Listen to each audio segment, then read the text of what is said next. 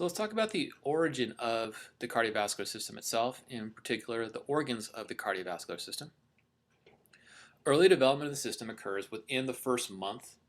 If we do not get development of the cardiovascular system within the first month, we usually have a miscarriage due to the fetus not developing or not having fetal development occur.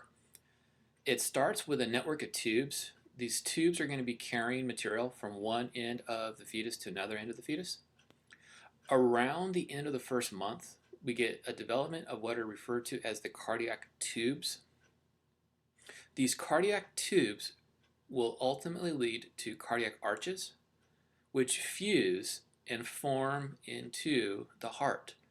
It's during this fusion that we get initiation of contraction within the arches, forming the initial heartbeat, which is usually heard somewhere in the middle of the first trimester of fetal development.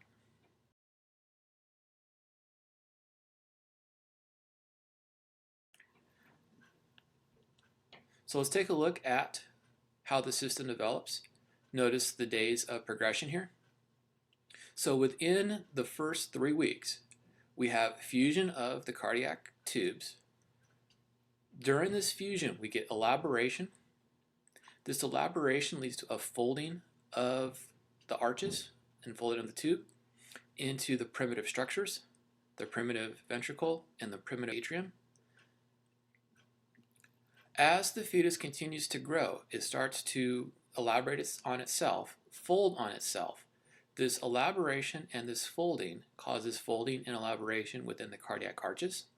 Once again, notice the number of days of development here and where we are within total fetal development. By week 7, we have a fully formed heart. However, this fully formed heart is not what we see within the adult. This is looking at it in terms of a cross-section. Notice there are 2 distinct structures that are there within the fetus that we do not see within the adult. One is the foramen ovale, and the other is the incomplete interventricular septum. If either of these do not fully close and or form, we will have issues within the fetus. So let's take a look at this in terms of a schematic of what's occurring during development.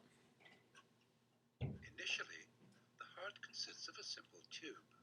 It's anchored at one end by the differentiating arterial trunks, and at the other by extensive venous channels which drain into the atrium.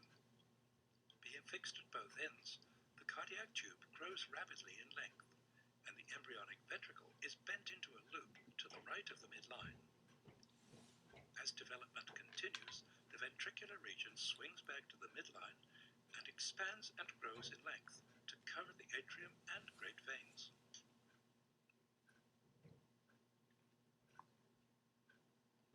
Extensive saculations projecting laterally will ultimately become the right atrium and left atrium.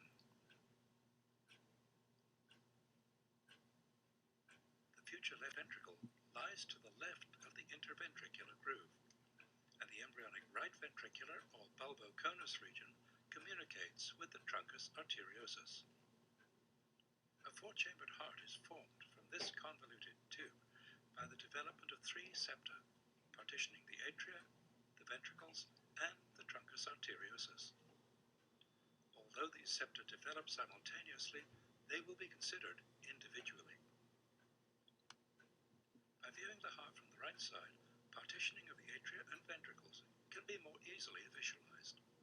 Externally, a deep groove separates the atrium from the ventricle.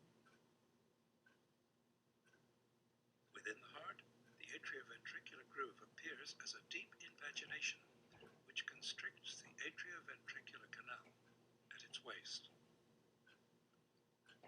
The canal becomes divided along its longitudinal axis by 2 partitions, growing from the walls of the 2 common chambers toward the auricular-ventricular junction.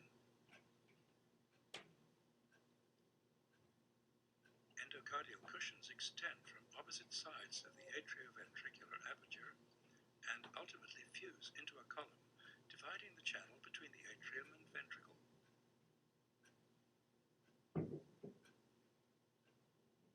From the interventricular ridge, a proliferating muscular set advances across the common ventricle toward the base of the heart. Simultaneously, the interatrial septum rapidly grows toward the endocardial cushions, progressively constricting the foramen between the atrial chambers, the foramen primum. Before the foramen primum becomes obliterated, a new opening appears high on the interatrial septum. The timely development of this orifice, the foramen secundum, provides uninterrupted shunting of blood from the right atrium directly into the left. Another interatrial septum, the septum secundum, develops from a ridge just to the right of the septum primum and extends down like a curtain over the interatrial fenestration. The advanced edge of the septum secundum forms the foramen ovale, with the septum primum acting as a unidirectional flutter valve. Thus, blood can flow only from the right atrium to the left.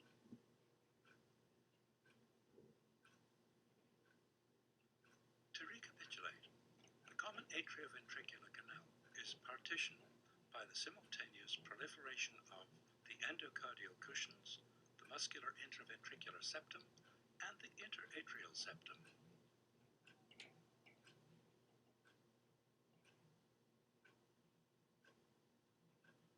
The septum secundum produces the foramen ovale, with the septum primum acting as a membranous valve.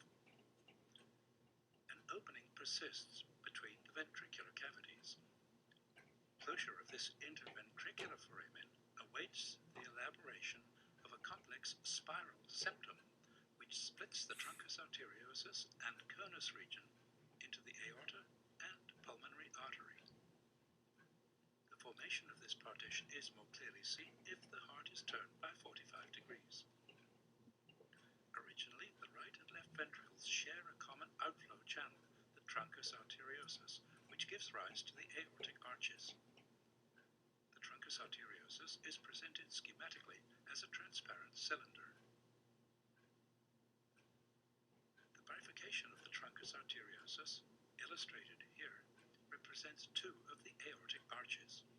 The fourth aortic arch forms the aorta, and the sixth is the origin of the pulmonary artery. A pair of ridges which develop at the bifurcation spiral down the truncus arteriosus. They fuse along the axis of the cylinder to produce a single spiral septum, extending down towards the ventricles. The interventricular foramen is obliterated by masses of endocardial tissue from the ventricular septum, by the endocardial cushions, and by the spiral aortic septum. The partitioning of the heart into its component chambers and corresponding arteries is now complete.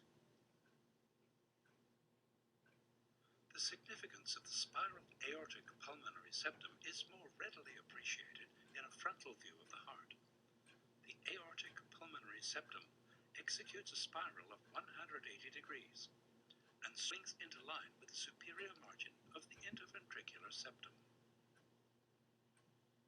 This process accounts for the manner in which the aortic and pulmonary trunks are entwined in the fully developed heart. Blood from the left ventricle enters the aorta, which passes to the right behind the pulmonary artery. Blood from the right ventricle enters the pulmonary artery, which passes in front of the aorta, turning posteriorly on the left side of the mediastinum.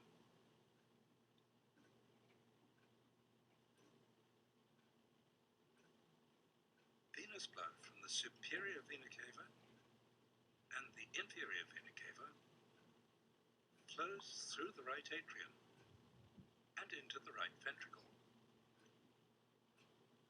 It's ejected into the pulmonary artery, where a major portion continues through the ductus arteriosus into the descending aorta. Resistance to flow through the collapsed lungs is so great that only a small quantity of blood enters the pulmonary arteries.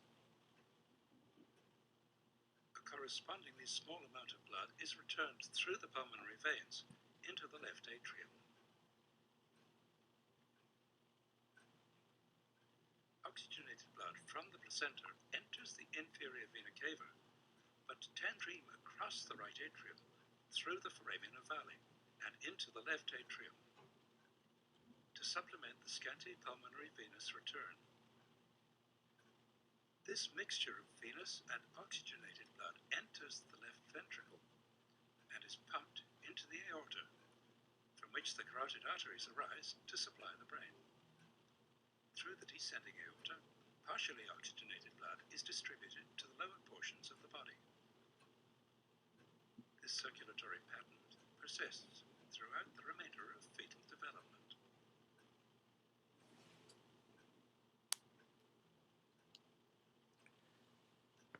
Because of all of the twisting and turning of the heart and the body during development, we get a change in long axis, where the long axis of the heart, as you see here, is at an oblique angle to the long axis of the body. The change in long axis for the human is seen with all of the spiraling and anatomical orientation within the heart itself during development,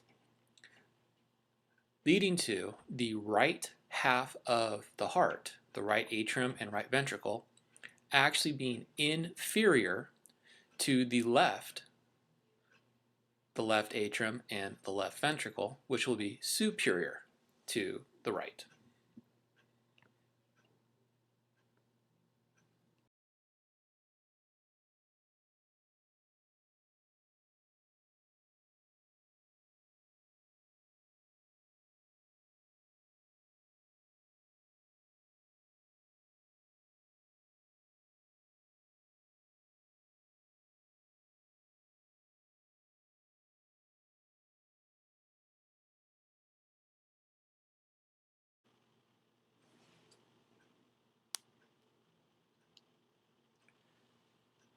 Because of all of the twisting and turning of the heart and the body during development, we get a change in long axis, where the long axis of the heart, as you see here, is at an oblique angle to the long axis of the body.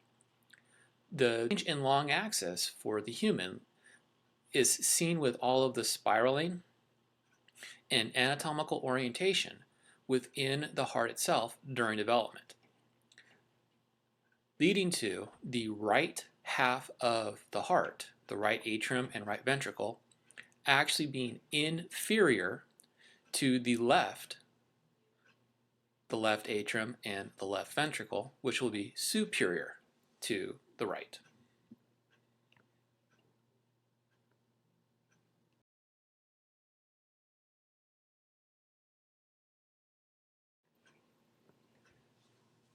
Additionally, there are issues with flow of blood through the body. Within this, there are two distinct flows that we should be aware of. The fetal flow, which is the flow that occurs during gestation due to immaturity of the organs, and then what's usually referred to as systemic, which is flow that occurs after gestation due to the full maturation of the organs. As we just saw in the video clip, the shift typically leads to a truncation of flow as well as a closure of certain vessels that used to exist in the fetus that do not exist in the adult. These closures lead to anchorage points for the vessels in the developed adult.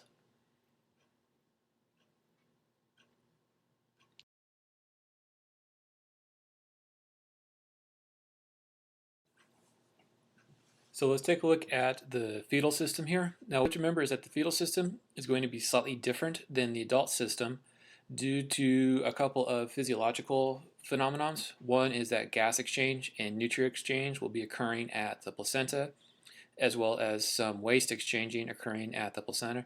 There will still be some waste excretion and filtration occurring in the renals. However, most of the excretion will be occurring at the placenta here. So let's take a look at some structures that will be different in the fetal system as opposed to the adult system, and then we'll talk about blood flow through the system.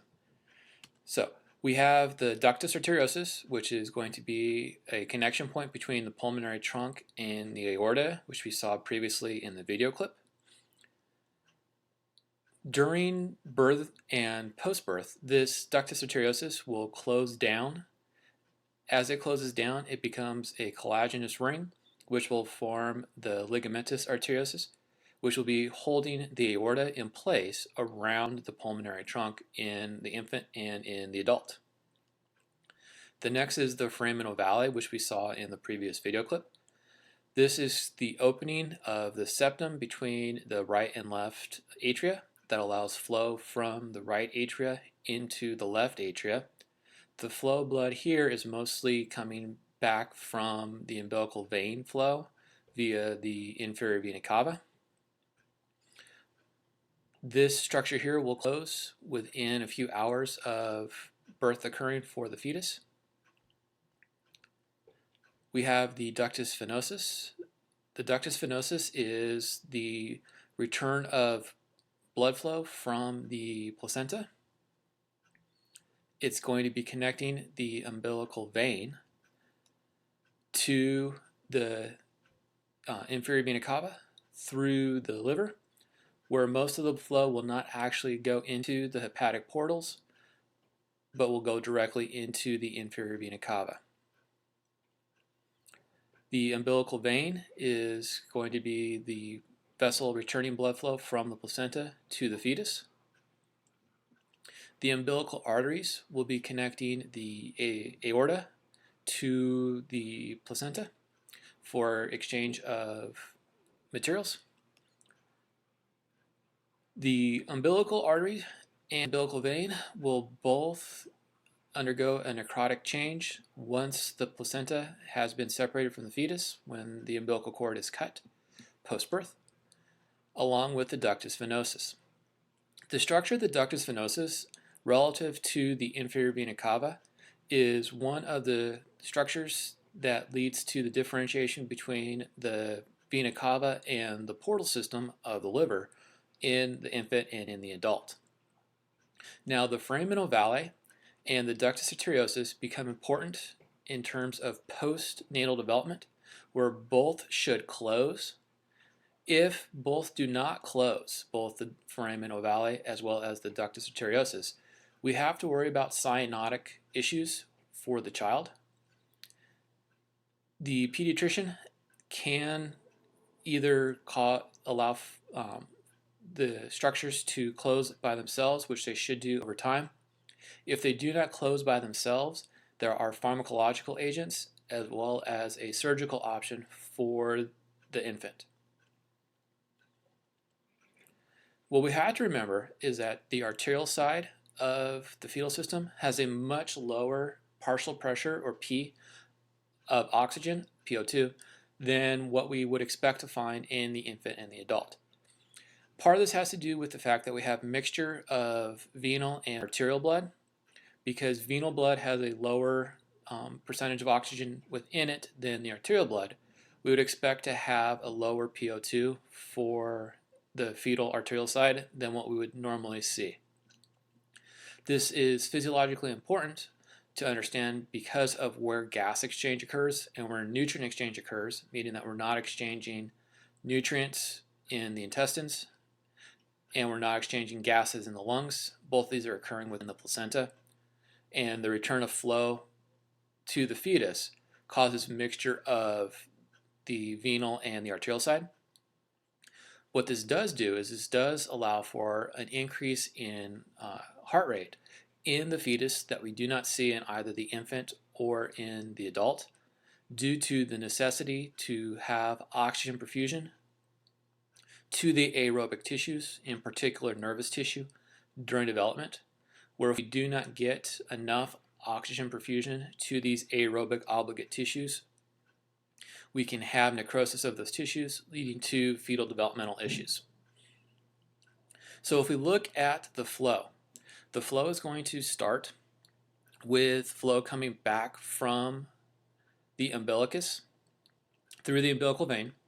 It's then going to flow through the liver via the ductus venosus into the inferior vena cava, where it will then flow through the right atrium, as we just saw in the video clip previous, in through the foramen ovale into the left atrium, where it will then flow into the left ventricle and then out via the aortic arch, where it will mix with blood flowing from the right ventricle via the pulmonary trunk as the aorta descends through the thorax and into the abdomen.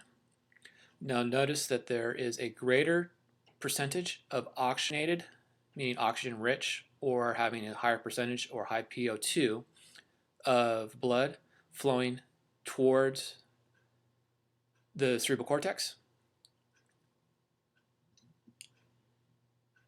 We then have flow through the system. We also have a branching of flow heading through the umbilical arteries down into the placenta, where we will have exchange of nutrients, exchange of metabolic waste and byproducts, as well as gases, and then the flow starts over again. So let's take a look at this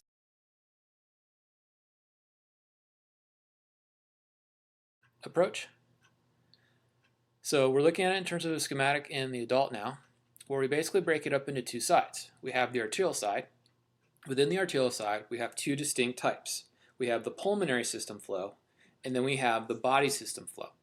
The pulmonary system flow is strictly going to go to the lungs, and it's going to come from the right ventricle, exit through the pulmonary trunk, into the pulmonary arteries, and then into the lungs itself. Whereas on the full system flow, we have flow coming from the left ventricle, through the aortic arch, and then out the aorta, either heading into the cranium and into the upper extremities via the carotids and the subclavians, or heading down through the aorta, leading to the mesenteric, hepatic, and renal flow, or flowing into the iliacs and then down into the lower extremities. On the other side, we have the venal flow. The venal flow is going to be returning blood flow to the heart, where we either have the pulmonary system returning blood flow to the left atrium, or we have the systemic flow flowing back to the right atrium.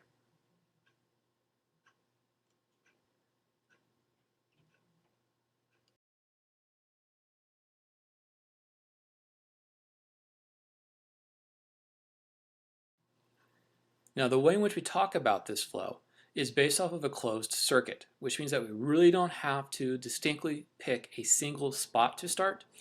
However, whichever spot we start at has to be the spot that we end at, very similar to running laps on a track. So let's start with the vena cava and the cardiac sinuses.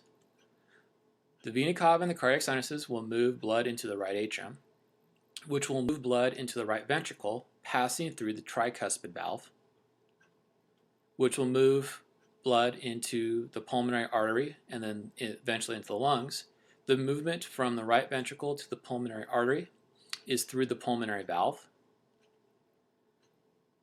We're then going to flow through the lungs into the pulmonary vein and then back into the left atrium. From the left atrium, we're going to move into the left ventricle through the bicuspid valve. From the left ventricle, we're going to move into the aorta through the aortic valve. From the aorta, we're going to have systemic blood flow. This systemic blood flow will go arteries to arterioles, to capillaries, to venules, to veins, and then back into the vena cava, which will then start the whole cycle over again. Now, what we have to remember here is that both right and left atrium will contract and move blood at the same time. Both left and right ventricle will contract and move blood at the same time. However, the atriums will contract independent of contraction of the ventricle.